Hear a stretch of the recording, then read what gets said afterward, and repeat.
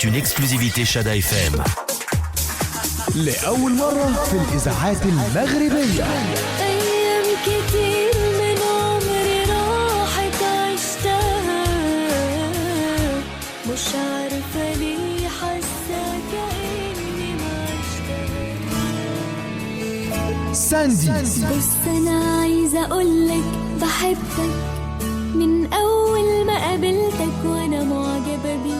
ساندي. حصل خير الكلمة دي بقولها وأنا فعلا حاسة بيك. ساندي على شادا اف ام في على خفيف مع خليل وخلود.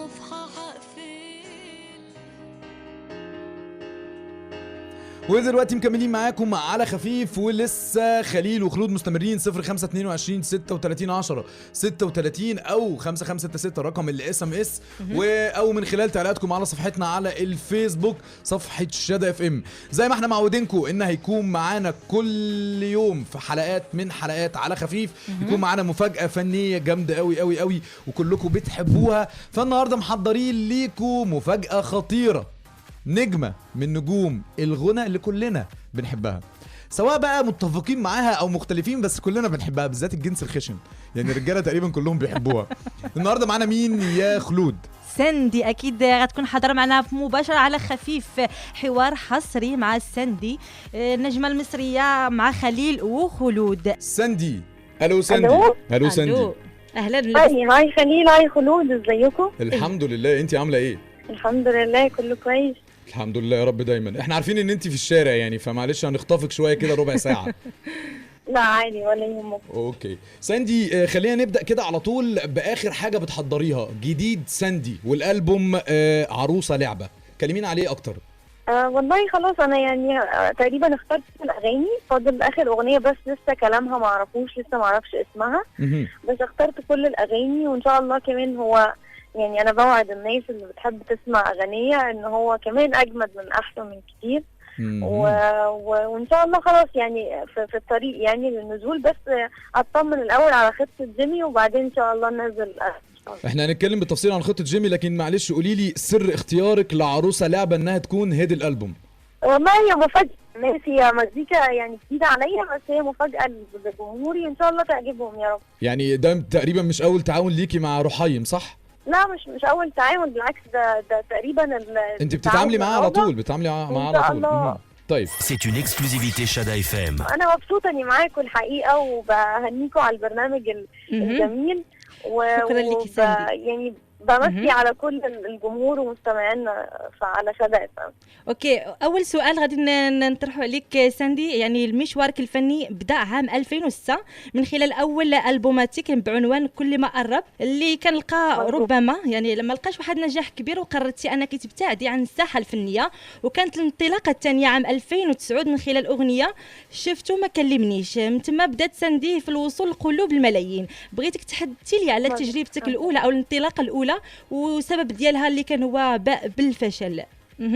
والله بصي، الانطلاقه الاولى كانت من خلال كل ما قرب، وبعدين اختفيت شويه لانه كنت حاسه اني لسه شكل المزيكا يعني انا مش حاسه انه انا لسه حاسه ان انا اخدت خبره كفايه، او كنت محتاجه ادرس الموضوع اكتر، فبعدت شويه عن الغنى حوالي 3 سنين، ورجعت بشوفته ما كلمنيش وبألبوم لسه صغيره. بدات ان انا اتعلم من خلال التجربه دي لحد ما لقيت شكل مزيكا انا حاساه قريب مني، وكانت بدايته اغنيه حصل خير، كانت شويه روك ميوزك، وحسيت ان ده مختلف وبقدم شيء مختلف للناس عشان احس باختلافي يعني غير الفنانين التانيين او غير الفنانات التانيه. فانا كنت حابه ان انا اقدم شيء مختلف، عشان كده ابتديت ان انا اركز في شكل مزيكتي من خلال حصل خير، وكملت الشكل الحمد لله لحد احسن من كتير، وان شاء الله في عروسه لعبه يكمل الشكل اكتر للناس ان شاء الله. انت بسم الله ما شاء الله شغلك بيتطور يوم عن يوم يا ساندي، وعيني عليكي بارده يعني، مش بنحسد ولا بنقر، كفايه الحسد اللي نازل عليك يعني. خليني بس اسالك الاول، انت بتتعاملي مع مين في الالبوم الجديد بخلاف رحيم؟ يعني مين الملحنين والشعراء والموزعين؟ بتعامل مع ناس كتيره، يعني يمكن قريب من نفس المجموعه اللي اتعاملت معاها في الالبوم اللي فات. تعاملت مع محمد يحيى، ومحمد عاطف عاملين لي اغاني كتير قوي، واحمد ابراهيم موزع تقريبا الالبوم كله.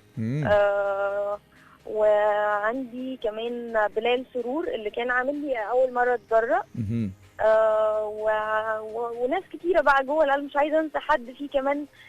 احمد صلاح حسني عامل لي اغنيتين، وتامر علي وامير سعيمه، وفي ناس كتير بس مش عايزه انسى حد يعني. طيب الالبوم ان شاء الله باذن الله متوقع ينزل امتى؟ والله هو كله ديبند يعني الفيلم هينزل امتى. ان شاء الله الفيلم هينزل في اجازه نص السنه، فاكيد هنستنى شويه بعد الفيلم بشويه وننزل الالبوم ان شاء الله. ان شاء الله. ساندي، اول سنجل لك كان مع روتانا يلي باللهجه الخليجيه اكيد ياك، اغنيه ما تحملت الزعل. ممكن نشوفوا ساندي يعني كتغني باللغه الدارجه المغربيه؟ هي صعبة عليا شوية بس ممكن اتعلم. انا من النوع الدؤوب يعني اللي بحب اعمل حاجات غريبة وبفضل وراها، فواي نوت. بالعكس انا بحب اللهجة بتاعتكم يعني، يا ريت اعمل كده. طب انا عايز اقول لك على حاجة، هي ولا صعبة ولا حاجة، بس احنا بس بنشوفها من بعيد. اساليني انا يعني. هي يمكن عشان كده العشرة هتخليكي تتعلميها كويس قوي. طيب اكيد انا نفسي اشوف الجمهور المغربي، لانه انا طول عمري يعني عارفة انه بيتمتع بودن موسيقية، فنفسي طبعا. انت ما عملتيش حفلة قبل كده في المغرب يا ساندي صح؟ ان شاء الله. ليه واي نوت، ان شاء الله قريب ان شاء الله. C'est une exclusivité Chada FM. كنعرفوا ساندي انها درست السياحه والفنادق، الجانب الفني ديالها يعني كانت كتقوم بدراسه السياحه والفنادق يعني في جامعه ألسن. شنو هو سر اختيارك لهذا النوع من دراسات السياحه والفنادق؟ المجموع. والله بصي انا كان نفسي ادرس مزيكا، بس انا كنت حابه قوي، كنت محتاره بين ان انا بحب التاريخ المصري وتاريخ بلدي كان بالنسبه لي اكتر، فحبيت ان انا ادخل ارشاد سياحي، وده اللي خلاني ان انا حبي التاريخ هو اللي خلاني ان انا ادرس كده. بس في الاخر لقيت ان شغلي حتم عليا ان غصب عني ابعد يعني في الموضوع. بس ستيل من اهتماماتي برضو الحاجات الفرعونيه وكده، بس ده اللي خلاني ان انا ابدي التاريخ عن الغنى. طيب ساندي، خلينا بقى نروح لخطة جيمي، اول تجربه سينمائيه لساندي، وطبعا اللي كان للاسف في الحظر التجوال ليه سبب ان هو يتاجل نص السنه. كلمينا على احساسك انت في الاول وانت داخله تمثلي لاول مره تقف قصاد كاميرا تصوير فيلم سينما مش كليبات. والله كان احساس صعب جدا، وانا كنت متوتره، وكان اول مشهد كان مع الطفله جنى واستاذ لطفي لبيب، فكان بالنسبه لي الموضوع موتر جدا وانا متوتره جدا كنت. فانا يعني كانت تجربه صعبه، بس الحمد لله يعني قدرت اكفيها على اكمل وجه، وان شاء الله يعني يكون حاجه مختلفه يعني بالنسبه للناس، سواء في ادائي او في الفيلم كفكره يعني، لانه فكره الفيلم اطفالي شويه ديزني ستايل غير اللي اتقدم في السينما خلال الفتره اللي فاتت، فان شاء الله يعني يعجب الناس ويعمل حاجه زي ما انا متوقعه. طيب ساندي، قولي لي بس الفكره الاول اتعرضت عليك ازاي؟ يعني عرفينا شويه كواليس العمل، يعني لان ناس كتير قوي ما تعرفش ان في فيلم هينزل قريب اسمه خطة جيمي، لان انت عارفه السينما المصريه كان فيها جدل من يعني مؤخرا بسبب الاحداث اللي حصلت في البلد وكلام من ده، وناس كتير سحبت افلامها. احكي لي كواليس العمل، العمل اتقدم عليك ازاي؟ السيناريو اتقدم لك ازاي؟ انت وافقت ازاي؟ هل كان في عروض تانية غير الفيلم ده ولا هو ده بس اللي اتعرض عليكي؟ لا انا اتعرض عليا افلام كتير بس كلها حسيتها مش شبهي، اللي خلاني فكرت في فكره السينما ان انا اساسا كان عندي فكر مختلف في الفيلم اللي انا نفسي اقدمه، ان يكون حاجه يعني تكون سيمي ميوزيكال، بس تكون يعني بتعمل المزيكا بس تكون تليق على جمهوري.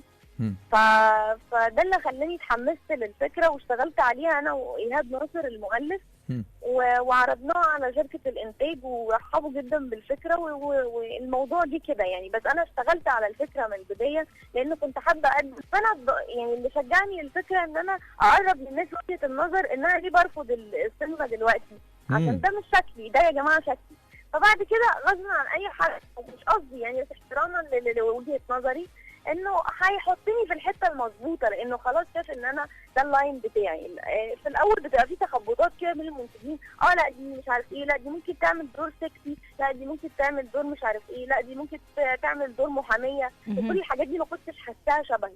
فعشان كده انا كنت مبسوطه بالفكره. طيب احنا الدور احنا في الموضوع عشان اقرب وجهه النظر يعرضوا عليا افلام ان ده شكلي اللي انا عايزه اقدمه. C'est une exclusivité Chada FM. ساندي، عايز اقول لك ان تقريبا الفيلم هو طبعا بطولتك وبطوله جانا ولطفي لبيب، سامي مغاوري، هناء الشرباجي، اسلام جمال، وحسام داغر، والقصه من تاليفك انتي. مظبوط. القصه من تاليفك دي بقى اللي يعني انا بصي يعني اتفاجئت اول ما انا شفت الخبر انها من تاليفك.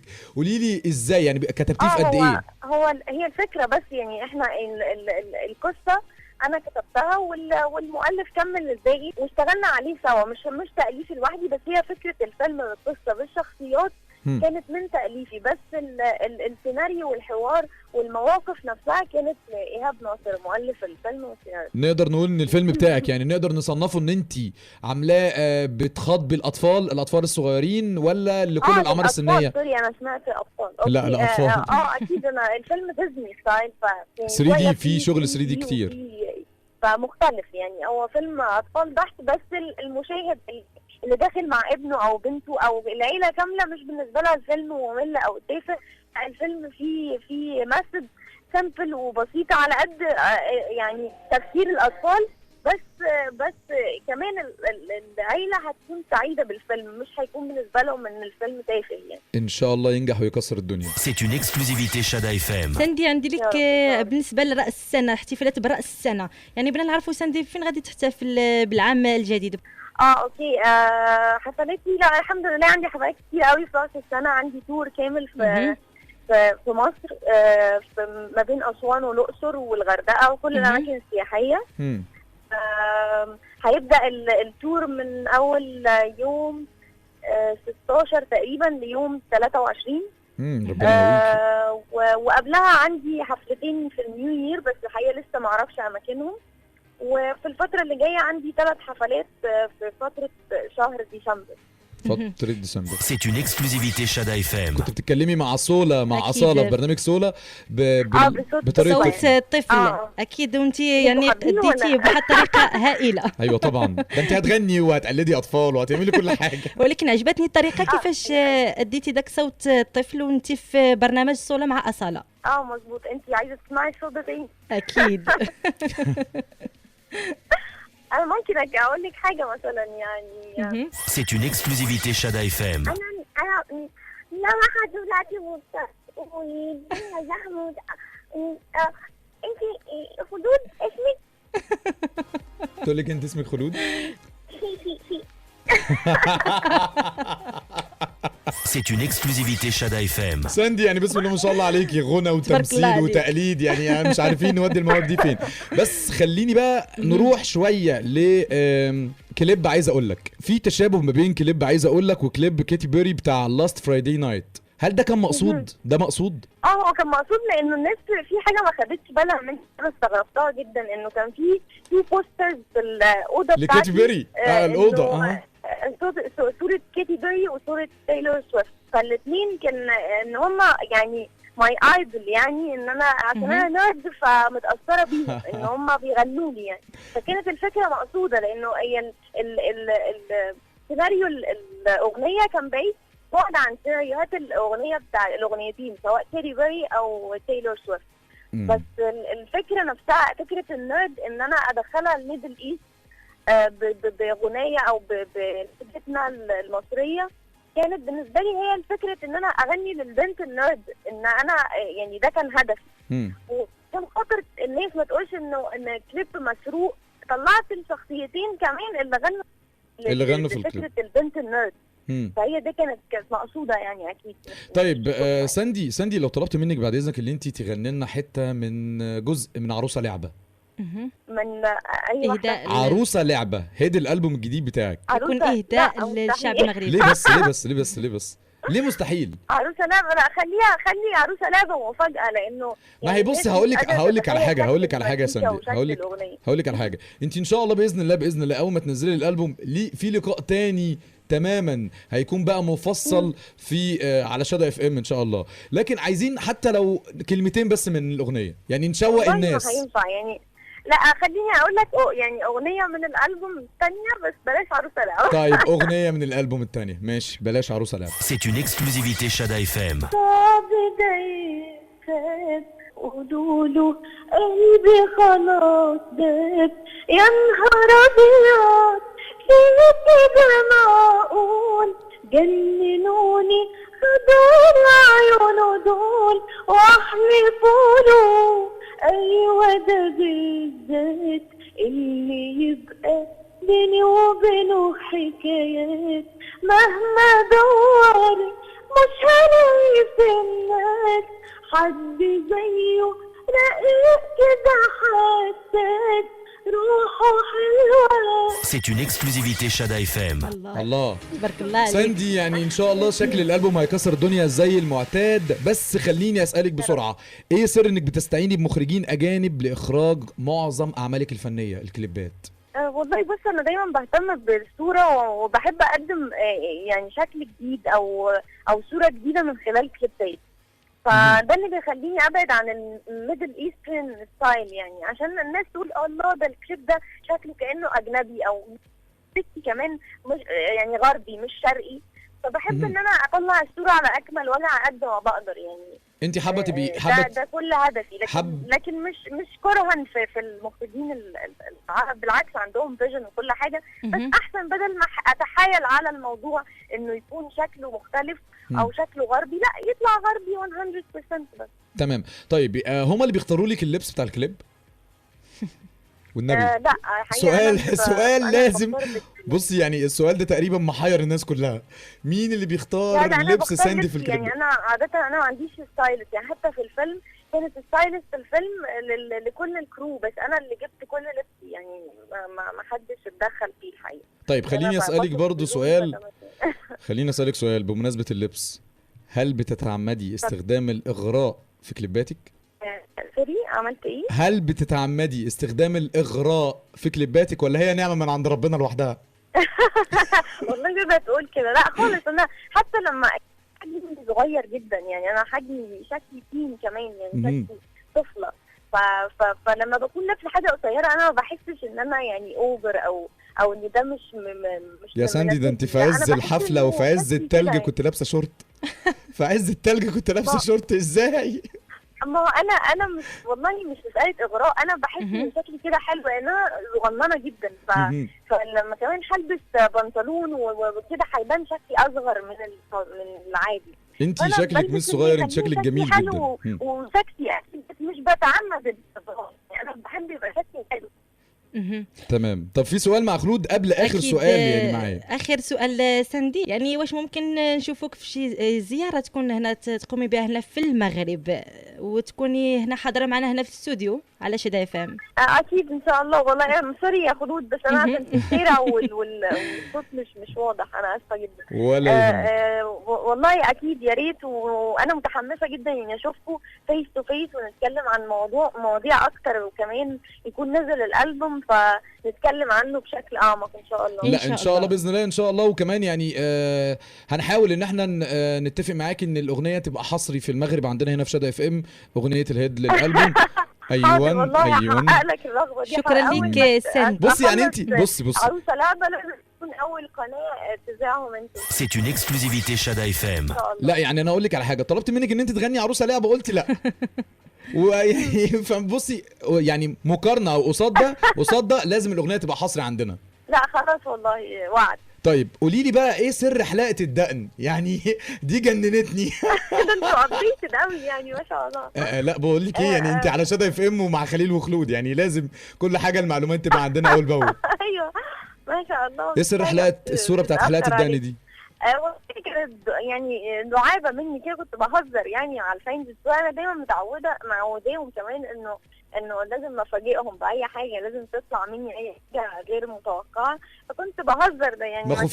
ما خفتيش الشعر يتقل؟ بجد اكيد، بس انا كنت بهزر معاهم لانه يعني كنت حسيت كده ان انا محتاجه اضحك معاهم شويه، فده اللي اشوف الكومنتس ايه، فضربت في دماغي فجاه ان انا اعمل كده يعني. انت خدتي بالك اساسا ان كل المواقع تقريبا الاخباريه الفنيه خدت الصوره وراحت يعني في تعليقات عليها، يعني الناس بتموت من الضحك، وفي ناس بتشبه الحقيقه. انا قعدت اضحك كمان على الكومنتس كلها، وانا يعني عجبني الموضوع كمان انه واضح ان الصحافه مركزه اليومين دول على البيج، لانه كل ما انزل صوره ينزل عليها قبلها كان ان انا حتى الشوز في وسط الجمهور، وده اكيد ما اقدرش اعمل كده. فكره ان انا كنت قاعده كده والصوره اتاخدت كده، يعني البوز بتاع الصوره هو اللي اخد الصوره كده، فعجبتني ما ركزتش في رجلي يعني.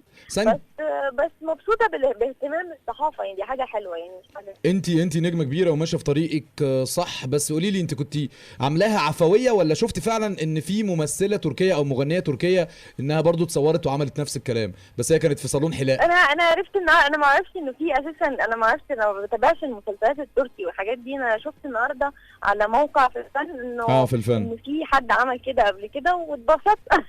انت كنت اول مره تشوفي ان في حد عمل الموضوع ده برضو؟ انا ما شفتش صورتها، بس هم مش حاطين صورتها فعشان كده ما اعرفش شكلها ايه. تمام. طيب ساندي، احنا خلصنا اسئلتنا وفعلا كنا مستمتعين جدا جدا جدا باللقاء معاكي، وده تقريبا اول لقاء ليكي في اي اذاعه مغربيه، وان شاء الله تشرفينا هنا. بس عايزين نسمع حاجه بقى يعني من اختيارك. انا مش هقول لك غني ايه يعني. اوكي اسمعكم مثلا احسن من كتير. ماشي اوكي. C'est une exclusivité Chada FM. اوقات بخاف من الدنيا وارضى بوحدتي،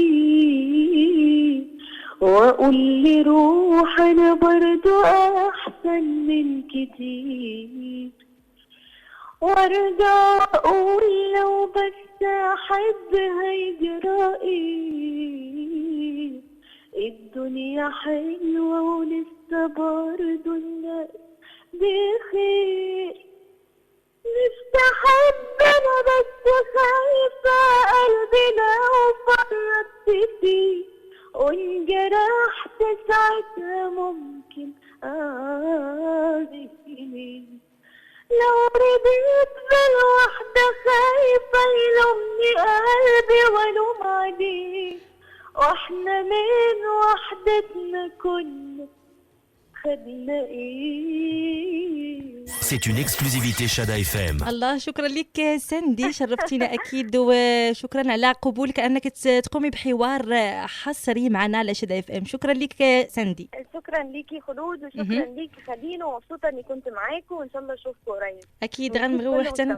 شكرا لك ساندي، غنبغيو نشوفوك مباشره على شدا اف ام اكيد، ويكون حوار معنا هنايا في استوديوهات شدا اف ام. بس انا عايزه اقولك بحبك من اول ما قابلتك وانا معجبه بيك. بص انا عايزه اقولك بحبك من اول ما قابلتك وانا معجبه بيك. كلمتين كانوا في خيالي في قلبي،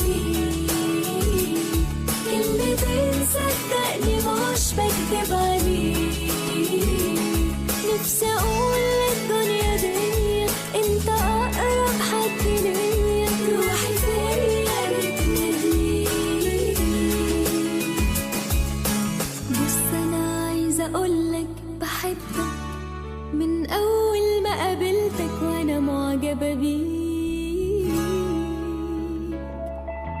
بص انا عايزه اقولك بحبك من اول ما قابلتك وانا معجبه بيك.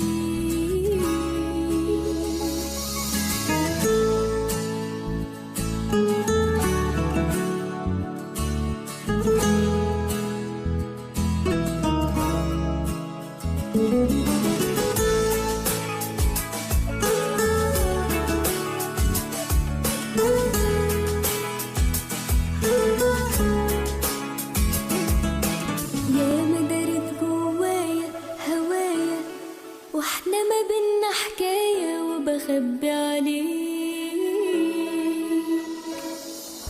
يا مدارت جوايا هوايا، واحنا ما بينا حكاية وبخبي عليك. كنت مكسوفة اعترف لك اعمل ايه، قلبي كل ما يتخطف لك تجري. كنت محتارة بصراحة في السكوت مش لاقية راحة، عاتبك اللي انا عشت فيه. كلمتين كانوا في خيالي في قلبي، كلمتين صدقني مش بكتب عليك. نفسي اقول للدنيا دي انت